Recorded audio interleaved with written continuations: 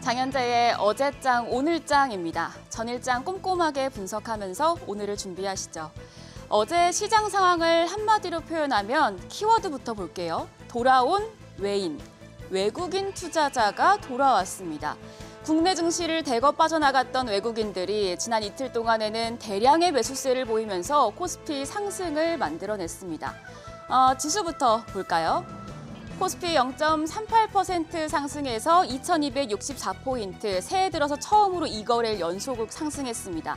반면에 코스닥이 0.55% 하락하면서 679선에서 장을 마쳤는데요. 장 초반에 상승을 했지만 이 상승분을 모두 반납하면서 3거래일 만에 하락 전환했습니다. 전날 강세를 보였던 반도체 투톱의 상승세가 진정되고 또 앞서 나온 미 연준의 의사록에 조금은 매파적인 스탠스가 확인되면서 하방 압력이 있었는데 그럼에도 불구하고 코스피가 올라준 건 외국인의 순매수 때문이었습니다. 수급 상황 보겠습니다.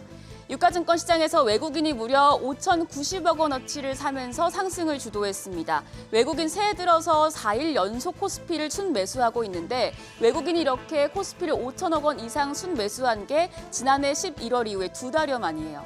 반면에 기관이 3,567억 원 그리고 개인도 1,647억 원 매도세를 보이면서 차익 실현에 나섰습니다. 코스닥 시장에서는 개인이 홀로 2,352억 원 사들이면서 지수 방어를 하는 모습이었습니다만 외국인이 1,539억 원, 기관이 860억 원 순매도 우위를 보이면서 결국에 하락으로 장을 마쳤습니다.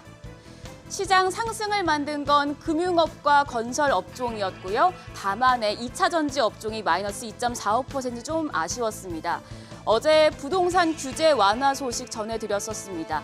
자, 표를 보시는 것처럼 서울 강남 3구와 용산을 제외하고 거의 모든 지역의 규제 지역이 해제됐는데요. 건설 업종은 당연히 수혜를 받을 것으로 예상이 됐었는데 여기에 은행주들까지 덩달아 올랐습니다.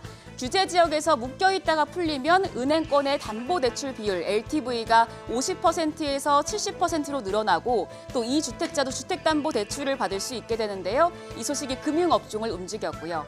또 아랍에미리트 두바이가 세계 3대 도시 도약을 위해서 10년 동안 1조의 만배, 무려 1경이 넘는 어마어마한 투자를 집행하기로 했다는 소식이 있었는데요. 건설주들은 부동산 규제 완화 소식에 더해서 이 두바이에서 수주가 늘어날 수 있다는 기대감에 강세를 보였습니다. 부진했던 업종은 2차 전지였습니다. 전 세계 배터리 시장에서 K배터리 3사의 점유율이 떨어졌다는 이유인데요. SN리서치가 조사를 했더니 지난해 1월부터 11월 LG 에너지솔루션과 삼성 SDI, SK이노베이션의 국내 배터리 3사 점유율이 30.5%에서 23.1%로 7.4%포인트 하락했는데요. 중국 기업들에 밀려서 줄어든 것으로 나타났어요. 이 소식에 보시는 것처럼 LG 에너지솔루션, 삼성 SDI, SK이노베이션 3사가 모두 약세였고 특히 LG 에너지솔루션 최근에 주가 우려가 좀 커지는 분위기입니다. 이달 27일이면 상장 1년을 맞아서 LG엔솔의 보호 예수가 풀리는데 LG엔솔 직원들 그러니까 우리사주조합이 보유한 주식수가 거의 20%에 육박하기 때문에 이때 대량 물량이 나올 수 있기 때문이죠. 지금 차트 보시면 작년 11월 11일에 최고 62만 9천 원까지 올라갔던 주가가 이미 보시면 1월 4일에 42만 1천 원까지 떨어진 상황인데요. 지금 종가는 43만 3,500원입니다. 앞으로 주가 추이 어떻게 될지 예의주시해 보셔야겠습니다.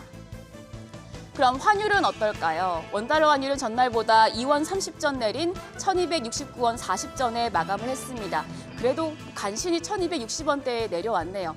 1,260원대로 내려온 게 이제 지난 12월 29일 이후에 일주일 만인데 전문가들은 환율은 당분간 대내외 이벤트 그리고 수급 여건에 따라서 이렇게 등락을 좀 반복할 것으로 보고 있습니다. 그럼 개장 전 체크해야 할 뉴스 체크해 보겠습니다.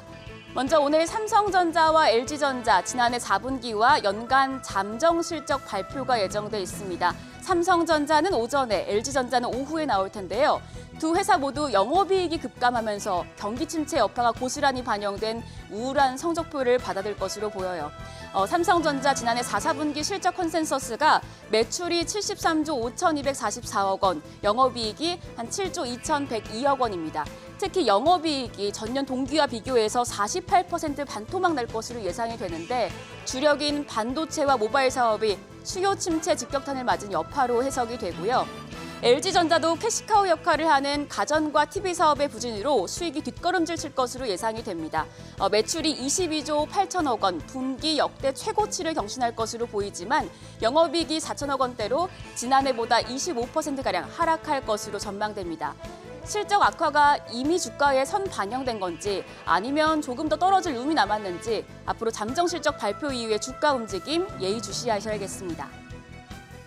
그런가 하면 세계 최대 가전 전시회 CES 2023이 오늘 새벽 미국 라스베이거스에서 개막했습니다. 코로나19 이후에 3년 만에 대규모로 진행되는 올해 CES에는 한 3,800여 개 기업들이 신기술을 선보이는데요. TV나 자동차뿐 아니라 로봇과 메타버스 분야에서도 다양한 기술이 공개될 예정이라 로봇 관련주와 메타버스 관련주에도 관심이 쏠리고 있습니다. 이번 CES에 한국에서는 미국 다음으로 많은 550여 개 기업이 참가하는데요. 삼성전자와 LG전자는 어제 미디어 초청 행사를 열고 초연결성을 키워드로 하는 올해 핵심 제품과 전략을 선보였죠. 이번 CES가 수요 부진을 겪는 IT와 가전산업의 변화를 끌어낼 수 있을지 기대되는 부분입니다. 방위산업과 드론 테마에 영향을 줄 이슈도 있었죠.